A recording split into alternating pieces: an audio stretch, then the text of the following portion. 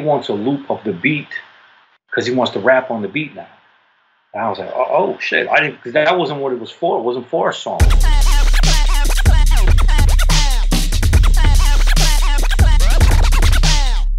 Peace, what's going down? It's DJ Payne 1 for BeatStars.com in the building with a legend. Needs no introduction. I'm still going to give him a brief introduction in a second, but Green Lantern, what's going down? What's up? What's up?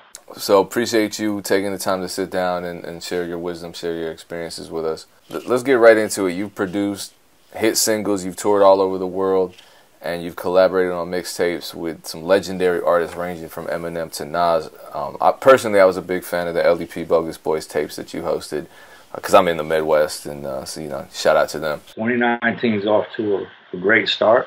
Getting ready to actually go overseas for a few weeks to go hit South Africa and Australia and whatnot on this Nas Lauryn Hill tour run, and open up the laptop and try to make as many beats on the flight as possible. What DAW are you using for your mobile setup?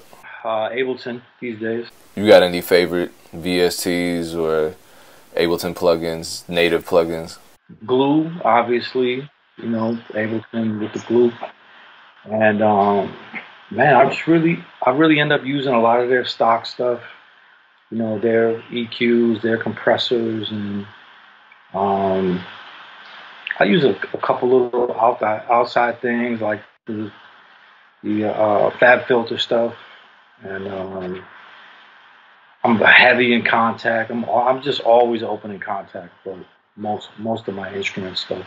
So we talked about 2019, your plans for 2019. Let's go back a little over a decade to 2003. A lot was going on in hip hop that year, and we had the infamous 50 Cent versus Ja Rule beef, which ended up including Eminem, and then you also had the Shady versus Benzino beef. You created a mixtape for Eminem that included a lot of those beef records. What was the process for creating that mixtape, given the climate of everything surrounding those releases? I put a lot on him, obviously, in the sense of it's him doing the rapping and whatnot, but I really just wanted to kind of tell a story because it was a different era. It's not now where it's the internet age and everyone can look up like what happened first. So if you look back at those, you would hear, maybe it's not just their side of it. It was the whole thing. Like you would hear, somebody that was against them saying something against them, and then their response to it. So it just didn't look like it was just them bombing on somebody. It's like, well, you didn't hear what that guy just said about me, so we're going to put that in. So I just made sure to do that, and then really just tell a story, make sure it moved properly. Well, let me ask you this, because you are a producer and a DJ. When you approach mixtapes, do you take a producer's approach to creating and curating and mixing and ordering those tracks in a way that you think other DJs who don't have production backgrounds do? Yeah, I feel like it. I feel like, it definitely plays a big role in the mixtape, in the sense of just, how do I want to start it? How should it move?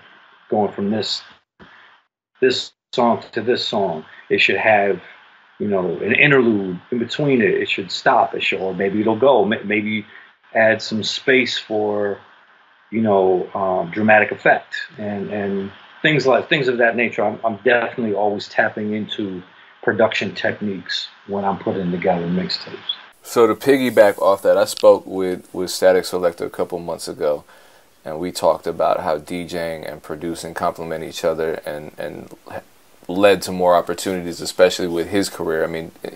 For example, when he was creating his own album with all original beats, a lot of artists were interested in being a part of that project because he already created a name for himself as a DJ. Has that been the case for your career? Almost definitely. I started making beats at first and then fell into DJing. That's kind of the reverse how it normally goes. Most people, probably in the Static's case too, start DJing, then they, progress into production. I actually was making beats first back in my hometown, Rochester, New York. I was kind of like, I was the dude with beats. We're talking early '90s, where not a lot of people. There was no software. It was all hardware. And fell into DJing, and then when I gained some notoriety, was able to utilize that and be like, oh hey, Ludacris, hey this one, that one, whomever, I got beats, and you know me from these mixtapes or being on the radio or whatnot. So I mean, of course. So you think that producers who, maybe they don't DJ, but they have another skill set that's equally marketable could re-envision their techniques, rather than just sending artists beats all the time. They can make themselves a little more valuable by adding value to their brand. What advice would you give them? Lock in with an artist or two and make a project where you shine on it. I'll give you an example. The homie Kenny Beats, who's like on the younger side of music, and on the trap side as well. He comes from the EDM world, and he had an EDM group named Loud Pack, and they would make EDM trap records.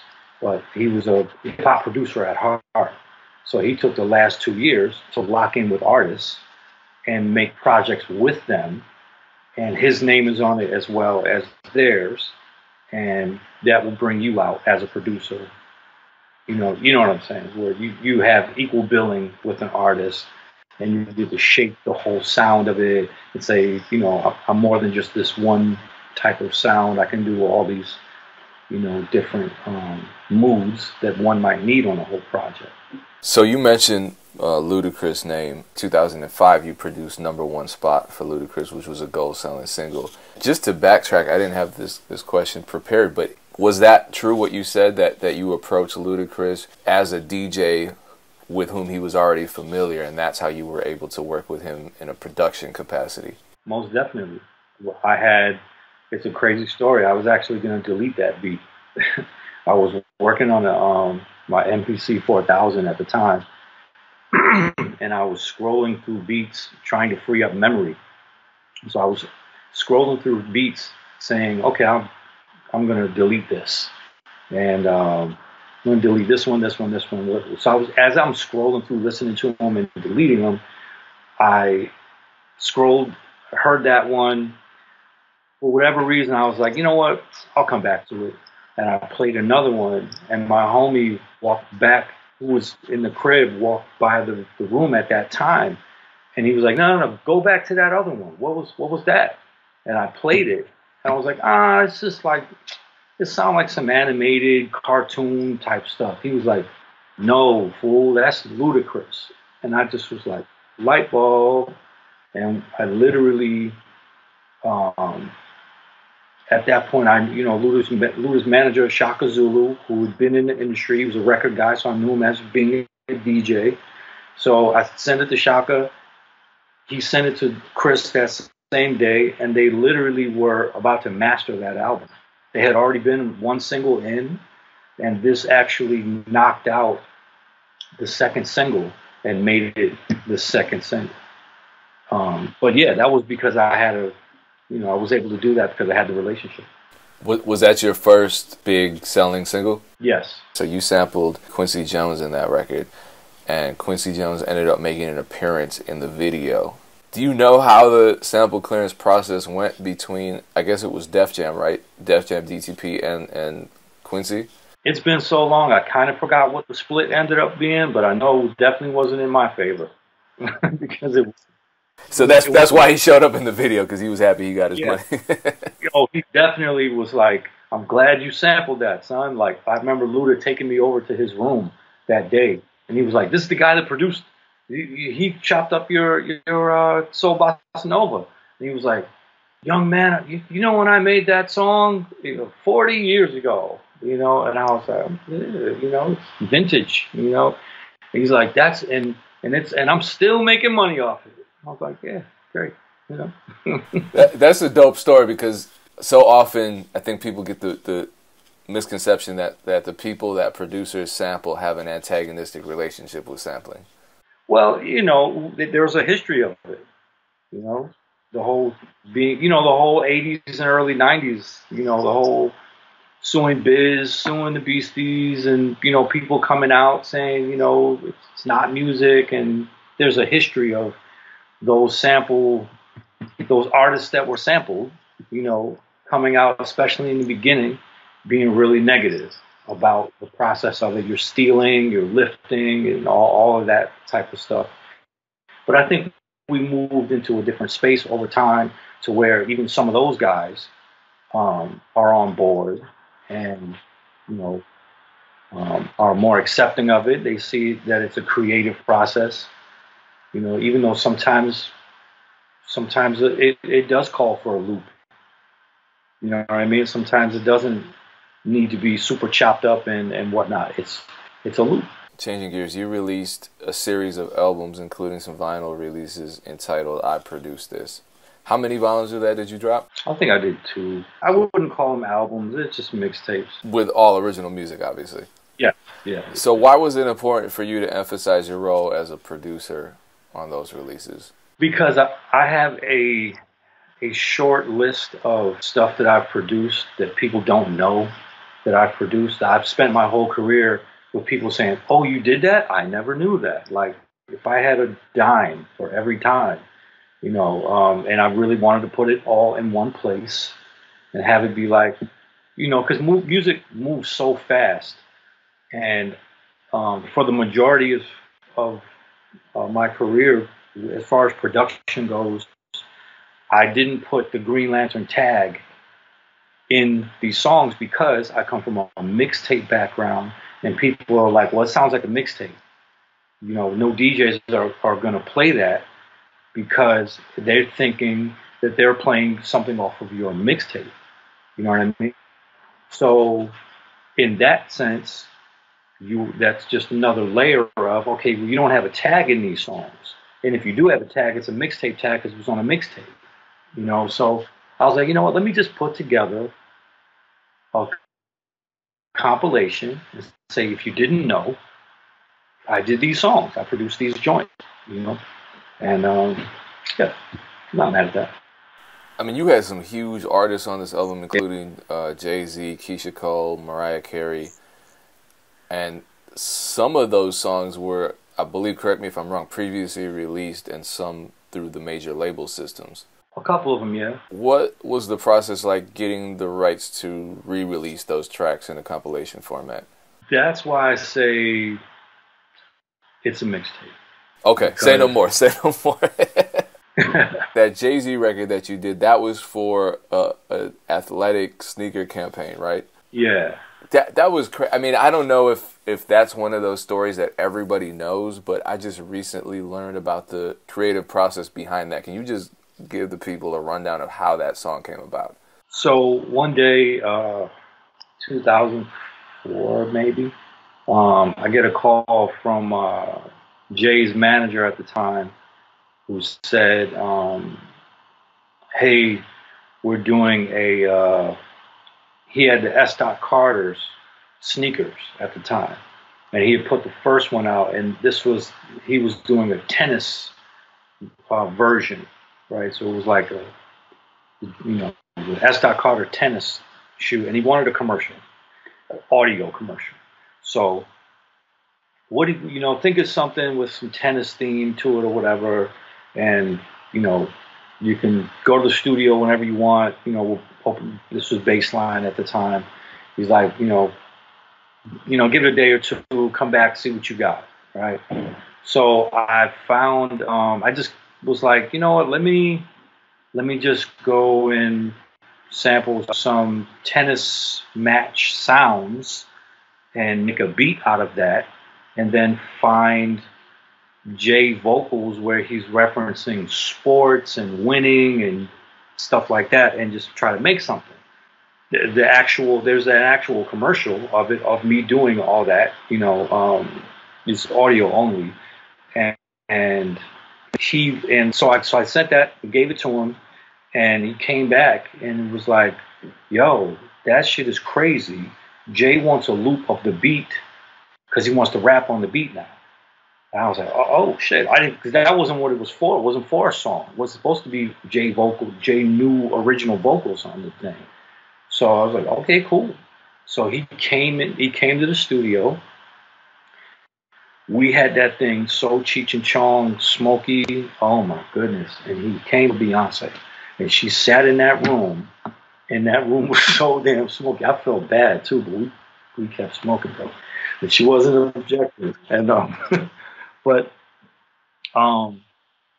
he went into that booth and came up with that rap in like 20 minutes, and that was that. So to piggyback off of that, obviously you've had major success in the music industry. What made you finally decide to join BeatStars to license beats online to the public as an independent producer? Man, that's the question of the day. I've been toying with this concept personally for a minute now. I've been seeing it. My son actually just made a project, and he kept playing songs for me. I'm like, who produced these? He's like, got it off BeatStars, Dad. I'm like, what? And these are like beats that sound like hit records. And I'm like, who's doing this? You know? And it just really goes to show you there's a lot of people out there. There's a lot of beats. There's a lot of producers that are not getting light. That they can't. You know, it's software has made it, you know, viable for a lot of people, right? Way more than in, you know, the hardware era where finding a producer was hard. I just say all that to say, like, I really dig the business model of BeatStars and actually leasing in general now that I actually paid attention to it. I never paid attention to it. I was just like, you know what?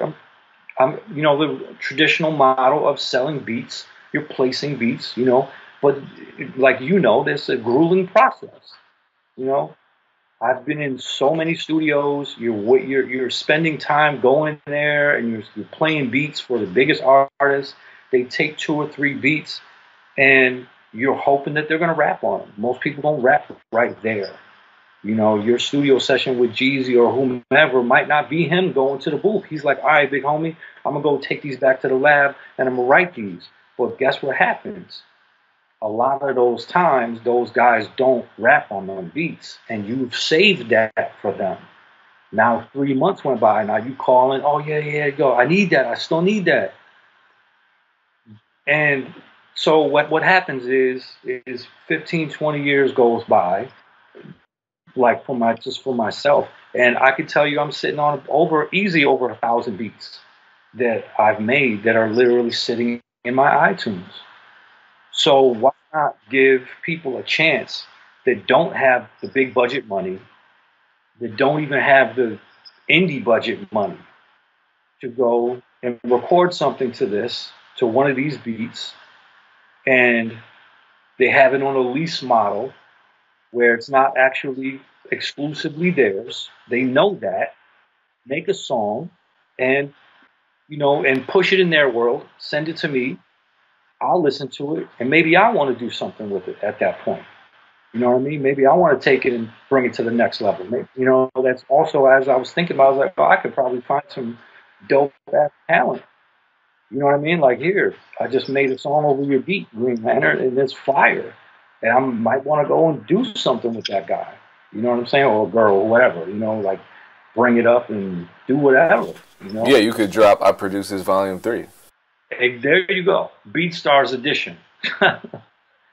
Hey, you heard it first, right? So in addition to the technology changing so much, and obviously it's a lot more accessible these days than it was even 15 years ago, but certainly 30 years ago. What are some other major changes you've seen in the music business over the last decade or so? I would even even going back to beats, man, like shopping beats. Like, I find that the stuff that I've got off is all from personal relationships. So what'll happen is, you know, you're sending beats to A&Rs and managers and stuff, but when you got that artist's phone number and you're texting him beats and he's hitting you back like, yo, I like that, but take the singing out. Boom. All right, cool. And you know what I'm saying? Yeah. Like that. Me, the just technology being able to do that, but also realizing that you got to keep those personal relationships intact, and also stay in touch with that A&R, stay in touch with that manager, because they're also, they also have a piece of that puzzle. You know what I'm saying? Because artists are absent-minded. Oh yeah, Green Lantern, yeah, he did send me that beat. Yeah, that's fire. Pull that up. When they forgot about it because they was drinking lean, you know. So I really just say, like, you know, you have to have these relationships all across the board, from the artist to the manager to the A&R, whomever it is. You can't be the guy that's just like, well, I know the artist. I don't got to worry about nobody else. Okay, well, what happens when the artist changes his number? He didn't give it to you yet. Now you're gonna wait a year to run into him because you too good to reach out to the A&R, the manager. You know what I mean?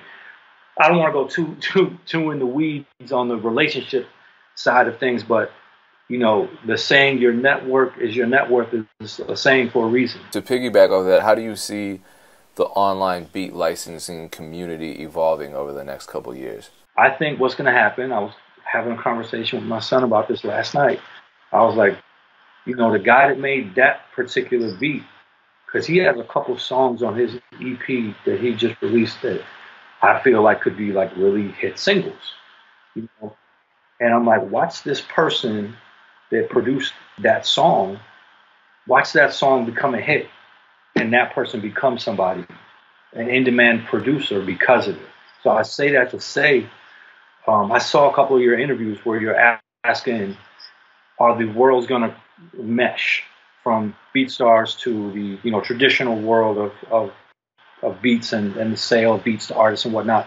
I believe it is, because what's going to happen is one person, two, three, four, five people are going to make big songs that put numbers on the board with BeatStars beats.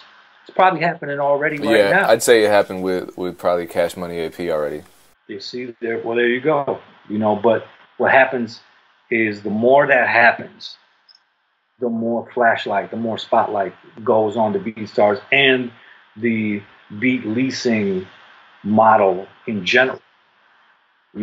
Because look, to be honest, there is a downside. There's an upside, but there's a downside. But as it is with everything, But I'm willing to bet that